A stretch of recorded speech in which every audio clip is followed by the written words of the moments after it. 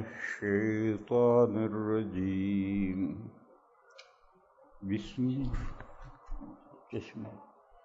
بسم الله الرحمن الرحيم قل يا أيها الكافرون لا أعبد ما تعبدون ولا أنتم عابدون ما أعبد ولا أنا عابد ما عبدتم ولا أنتم عابدون ما أعبد لكم دينكم ولي دين صدق اللہ مولانا العظیم۔ قرآن کریم کی بعض آیتیں اور بعض حدیثیں لوگ غلط سمجھتے ہیں۔ جیسے بخاری شریف کی حدیث ہے الدین یسر، دین آسان ہے، لوگ اس کو غلط سمجھتے ہیں۔ اسی طرح سے لکم دینکم ولی دین، لوگ اس کو غلط سمجھتے ہیں۔ تو میں نے سوچا کہ آج آپ کو امام صاحب نے یہ سورت پڑھی ہے تو لکم دینکم ولی دین کا مطلب سمجھا دوں صحیح۔ ایسی غلطی کیوں ہوتی ہے؟ کسی بھی جملے کو سیاق سے یا سباق سے کاٹو اور بیچ میں سے ایک ٹکڑا اٹھا لو تو یہ غلط فہمی ہوگی۔ اس جملے سے پہلے کیا ہے اس سے کاٹ ڈالو، اس جملے کے بعد کیا ہے اس کو کاٹ ڈالو، اور بیچ میں سے جملہ اٹھا لو تو غلط فہمی ہونی ہے۔ قرآن کریم میں ہے سورہ نساء میں یا ایھا الذین آمنوا لا تقربوا الصلاۃ، اے وہ لوگو جو ایمان لائے ہو نماز کے قریب مت جاؤ۔ اب یہاں آدمی رک جائے گا تو آیت کا مطلب غلط سمجھے گا۔ ابھی آیت پوری نہیں ہوئی۔ یا ایھا الذین آمنوا لا تقربوا الصلاۃ وانتم سکارا، اے وہ لوگوں جو ایمان لائے ہو تم نشے کی حالت میں نماز مت پڑھو، نماز کے قریب مت جاؤ۔ اور یہ آیت کریمہ اس دور کی تھی جس دور میں ابھی شراب حرام نہیں ہوئی تھی۔ اس وقت یہ آیت نازل ہوئی تھی کہ شراب پیو، لیکن شراب پی کر نشے کی حالت میں نماز پڑھنا جائز نہیں۔ پھر آیت نازل ہوئی سورہ مائدہ کی یا ایھا الذین آمنوا انما الخمر والمیسر والانصاب والازلام رجس من عمل الشیطان فاجتنبوہ لعلکم تفلحون۔ یہ کہا چار چیزیں، شراب، جوا، سٹہ، میسر، مورتیاں اور فال کے تیر۔ زمانے جاہلیت میں فال کے تیر کعبہ کے مجاور کے پاس رہتے تھے، اس سے فال نکالتے تھے۔ تو فرمایا کہ اے یہ وہ لوگوں جو ایمان لائے ہو یہ چار چیزیں گندگی ہیں، ریسن، لہذا ان چاروں چیزوں سے بچو تاکہ تم کامیاب ہو۔ یہ آیت نازل ہوئی تب شراب بالکلیہ حرام ہوئی، اور یہ آیت درمیانی ذہن سازی کے مرحلے کی آیت ہے، اور وہ قرآن میں باقی ہے۔ مسئلہ آج بھی یہی، شراب پینا حرام ہے، یا بعض دوائیں ہیں ان میں نشہ ہوتا ہے اور اس کے علاوہ کوئی دوا نہیں ہے، بس اگر وہ دوا استعمال کی اور نشہ چڑھ گیا اب نماز نہیں پڑھ سکتے۔ مسئلہ اپنی جگہ پر ہے، آج بھی حرام چیز سے نشہ چڑھا یا حلال چیز سے نشہ چڑھا، کہتے ہیں گھوڑی کا دودھ پرانا ہو جائے، باسی ہو جائے تو اس کے پینے سے نشہ چڑھتا ہے، اور گھوڑی کا دودھ گھوڑا کھایا جاتا ہے۔ ازبکستان، تاجکستان، قزاقستان، وہاں سب حنفی ہیں، وہ گھوڑا کھاتے ہیں اور گھوڑی کا دودھ بھی پیتے ہیں۔ کہتے ہیں کہ گھوڑی کا دودھ پرانا ہو جائے اور پیا جائے تو نشہ چڑھ جاتا ہے۔ چلو چھوڑو گھوڑی کے دودھ کو، ہمارے یہاں گجرات میں نیرا اور تاڑی ہوتی ہے۔ نیرا کھجور میں سے نکلتا ہے، تاڑی تاڑ میں سے نکلتی ہے۔ اس کو سورج نکل کر، سورج کی روشنی تیز ہو اس سے پہلے پہلے، صبح صادق کے بعد سورج نکلنے سے پہلے پہلے پیو، کوئی بات نہیں۔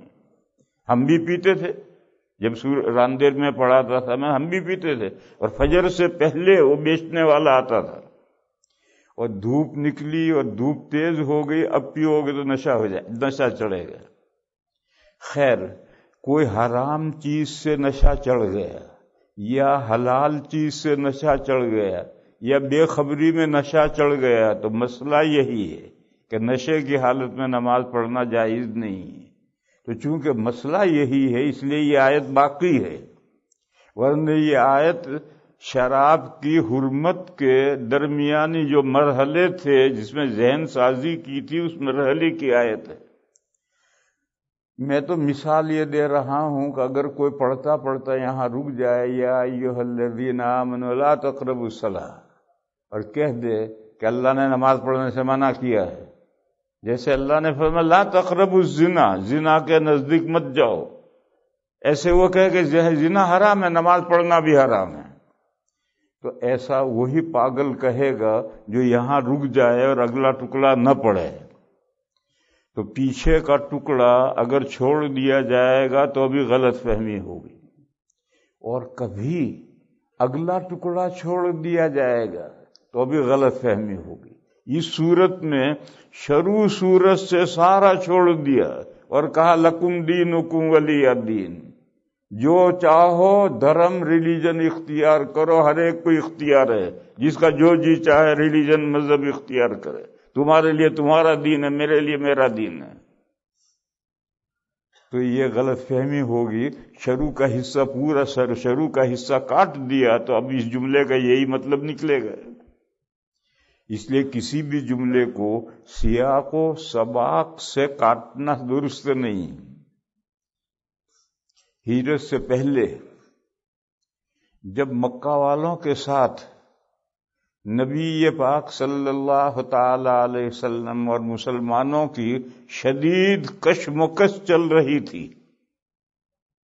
اس وقت مشرکین کے سردار ایک میمورنڈم لے کر آئے تھے حضور کے پاس، یہ آپ قرآن میں ہماری مورتیوں کی برائی کرتے ہیں، اس سے ہمیں بہت تکلیف پہنچتی ہے، آپ ہماری مورتیوں کو کنڈم نہ کریں، آپ اور ہم کمپرومائز کر لیں، ہم آپ کی مسجدوں میں آئیں گے، آپ کے اللہ کی عبادت کریں گے، اور آپ ہمارے مندروں میں آؤ، ہمارے مورتیوں کی عبادت کرو، ہمارا آپ کا جھگڑا ختم۔ یہ میمورنڈم لے کر کے مشرکین آئے تھے۔ اس کے جواب میں یہ سورت اتری ہے۔ دیکھو سوال کیا ہے، شان نزول کیا ہے، اس کو پیش نظر رکھنا ضروری ہوتا ہے۔ آیات کو، بعض آیات کو سمجھنے کے لیے شان نزول پیش نظر رکھنا ضروری ہوتا ہے۔ تو شان نزول یہ ہے، مشرکین کے سردار آئے ہیں کہ جھگڑا نمٹاؤ، ہم مسجدوں میں آئیں گے اللہ کی عبادت کریں گے، تم مندروں میں آؤ ہمارے مورتیوں کی عبادت کرو، جھگڑا نمٹاؤ۔ آج کل بھی ایسے اسکیمیں آتی رہتی ہیں۔ صلح کل، مسلمانوں میں جو گمراہ فرقے ہیں وہ اہل السنہ والجماعہ سے کہتے ہیں تم لوگ ہماری تردید مت کرو، مسلمانوں میں جھگڑا اختلاف پیدا ہوتا ہے، سب مل جل کر کے رہو، ہمارے خلاف مت بولو۔ یہ بات مودودی بھی کہتے ہیں، سلفی بھی کہتے ہیں، اہل السنہ سے کہتے ہیں۔ شیعہ تو اب تقریباً الگ ہو گئے۔ ہمارے ہندوستان میں تو شیعہ سنیوں میں کوئی میل جول ہے ہی نہیں، ایک دوسرے کے خلاف بولنے کا کوئی سوال ہی نہیں، لیکن پاکستان میں ہے، اور پاکستان سے ان ملکوں میں بھی آیا ہے۔ تو یہ گمراہ فرقے اہل سنہ والجماعہ سے کہتے ہیں بھئی جھگڑو مت، ہماری تردید مت کرو، ہماری اختلاف کرنا ٹھیک نہیں ہے، مسلمانوں کو سب کو مل کر رہنا چاہیے۔ ایسی اسکیمیں آتی رہتی ہیں۔ ایسی ہی ایک اسکیم صلح کل کی اسکیم مشرکین مکہ نے پیش کی تھی، اس کے جواب میں یہ صورت آئی ہے۔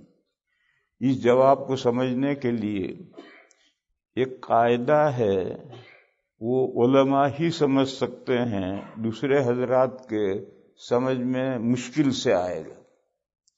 عربی میں ایک تو فعل ماضی ہوتا ہے، پاسٹ ٹائم، اس میں زمانہ گزرا ہوا ہوتا ہے، اور ایک فعل مضارع ہوتا ہے۔ فعل مضارع میں دو زمانے ہوتے ہیں، پریزنٹ حال اور فیوچر مستقبل، دونوں زمانے ہوتے ہیں۔ مگر ہمارے طالب علم یہ غلطی ان کو ہے کہ یہ دونوں زمانے ساتھ ہوتے ہیں، کیونکہ ہم ان کو میزان منشئ وغیرہ میں یفعلو کا ترجمہ کراتے ہیں، کرتا ہے کرے گا، یعنی کرتا ہے کرے گا، کرتا ہے یعنی پریزنٹ زمانے میں، کرے گا یعنی فیوچر میں۔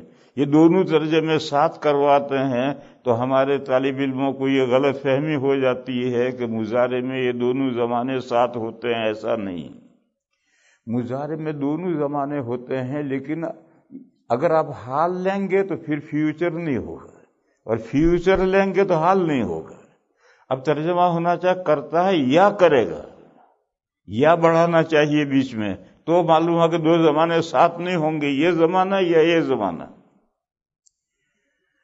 دوسرا قاعدہ یہ ہے کہ اسم فاعل مضارع سے بنتا ہے، مضارع معروف سے، لہذا اسم فاعل میں بھی دونوں زمانے ہوں گے، حال کا بھی اور استقبال کا بھی، اور دونوں زمانے ساتھ نہیں ہوں گے، ایک ہوگا۔ اس قاعدے کو ذہن میں رکھ کر کے اب سنو، سورت نازل ہوئی کہ آپ کہیے ان لوگوں سے جو آپ کا لایا ہوا، نبی پاک صلی اللہ تعالی علیہ وسلم کا لایا ہوا دین یعنی دین اسلام نہیں مانتے ہیں، انکار کرتے ہیں، ان سے کہیے کہ قل یا ایھا الکافرون، کہیے اے منکرو۔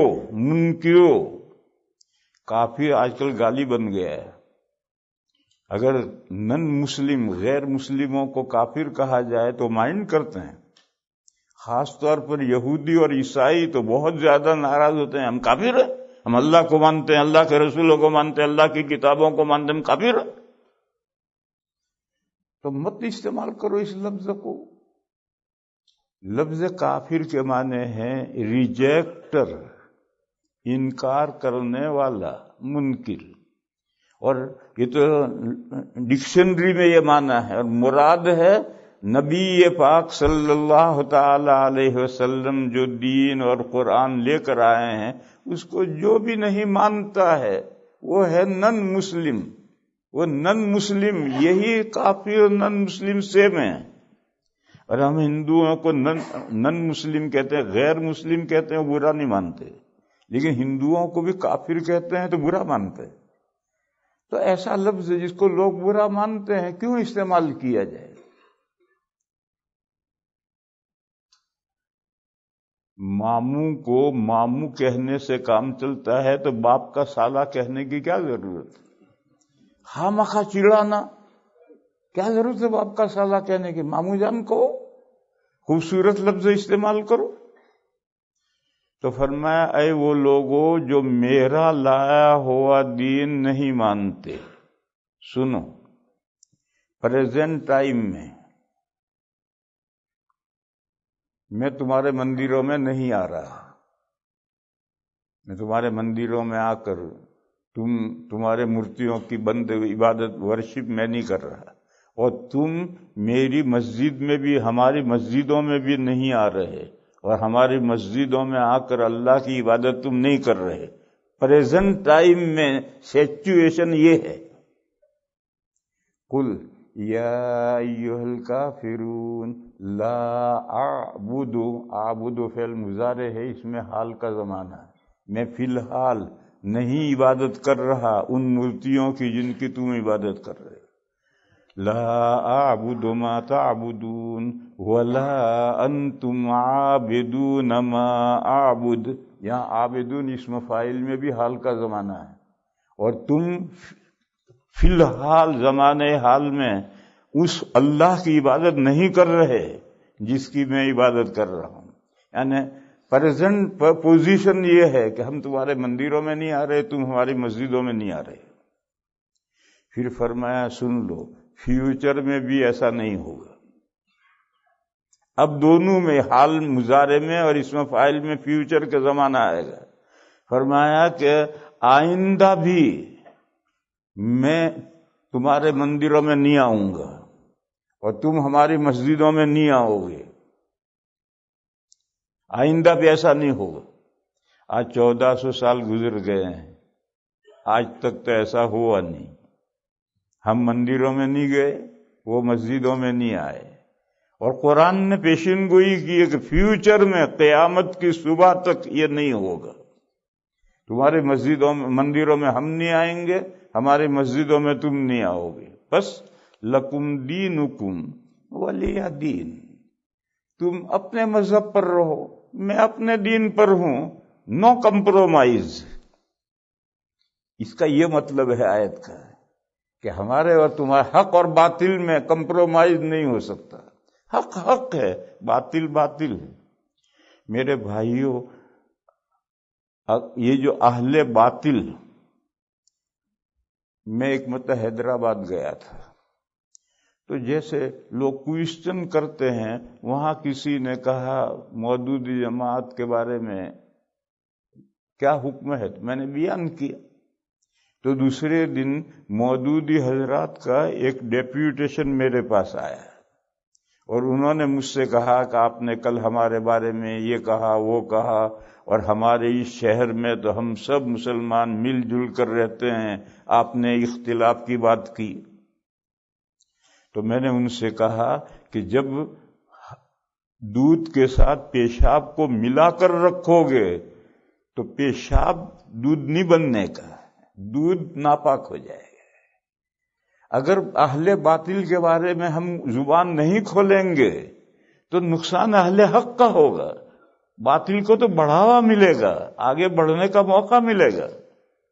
بس ضروری ہے کہ ہم کہیں یہ ٹھیک ہے، کشتم کشتا نہ کریں، نہ کرنے کوئی ضرورت نہیں، جو مذہب جس کو جو اختیار کرنا ہو کرو، لیکن حق، اہل حق کا یہ فریضہ ہے کہ باطل کو وہ لوگوں کے سامنے کھول کر بیان کریں تاکہ لوگ باطل میں نہ پھنسیں۔ تو یہ ہمارے جو اسلامی فرقے ہیں جو اہل السنہ والجماعہ سے ہٹے ہوئے ہیں، وہ یہ کہتے ہیں ارے ہمارے بارے میں مت بولو کچھ، تم ہو سنی ہو تو سنی رہو، ہم مودودی ہیں مودودی رہیں، ہم غیر سلفی ہیں سلفی رہیں، ہم شیعہ ہیں شیعہ رہیں، ہم کھوجا ہیں کھوجا رہیں، لکم دینکم ولی دین۔ اس لیے میں نے سمجھایا کہ میں اس آیت کا مطلب سمجھاؤں، پوری صورت شروع سے جس پس منظر میں ہے اس پس منظر میں اس جملے کا مطلب سمجھنا ہوگا، اس سے ہٹ کر نہیں سمجھ سکتے۔ اس جملے کا مطلب یہ ہے کہ حق اور باطل میں کمپرومائز کسی دن نہیں ہوگا، حق حق ہے باطل باطل ہے، اور اگر کمپرومائز کرو گے تو حق کا نقصان ہوگا.